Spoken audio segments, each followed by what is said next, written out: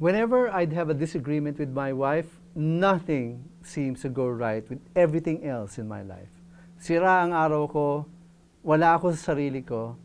My inner tension affects everything else that I do.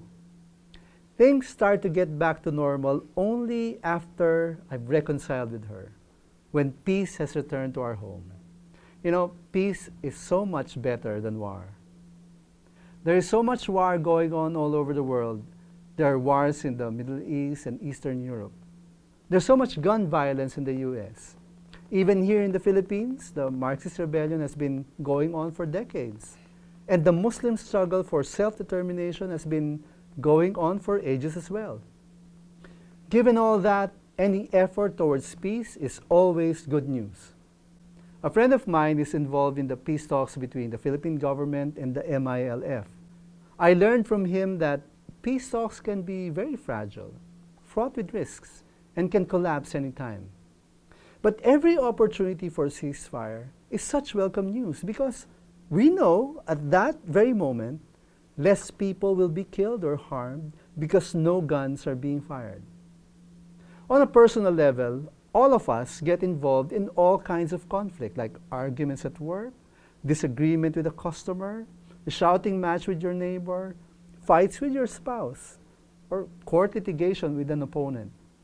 And during these times, how we wish we had someone who can be a peacemaker and help people settle their differences and come to an agreement. This is a kind of work that followers of Jesus Christ are expected to do. We get this sense from Jesus in his Sermon on the Mount. In the Gospel according to Matthew, Jesus said, "Blessed are the peacemakers, for they shall be called sons of God." Peacemakers take it upon themselves to bring opposing camps to sit on the same table to thresh out their differences. People who are angry at each other will not do this intentionally.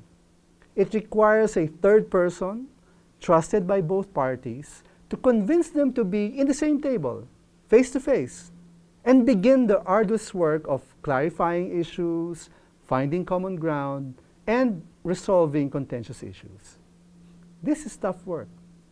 It can be a thankless job. Many times their efforts will fail, but they keep trying until the issues are resolved. You can understand why Jesus said they are blessed. And you know what? Peacemakers are assured that they are children of God. Peacemaking should be what distinguishes a follower of Jesus Christ from an ordinary person. We are called to serve the Prince of Peace himself. Jesus the Messiah came to reconcile the world to the Father. He did this by his death on the cross. His blood had atoned for the sins of men and opened the way for them to become children of God. And the invitation to follow Jesus involves taking part in his mission to reconcile, to establish peace. The work of peacemaking is the work of a Jesus follower. And if you are a Jesus follower, the Lord said, you are a child of God.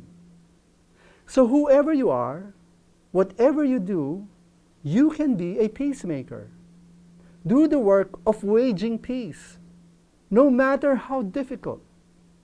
Be a peacemaker at home, in your workplace, in your community, even in church.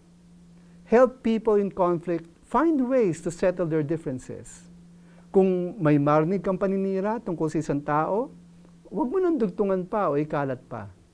Instead, choose to stand in the gap between people who oppose each other and help them find ways to come to an agreement. Yes, you can be a peacemaker. Follow the Prince of Peace. Be a child of God. Remember always, in the difficult but fulfilling work of peacemaking, as we follow the lead of the Prince of Peace as God's children, faith matters too.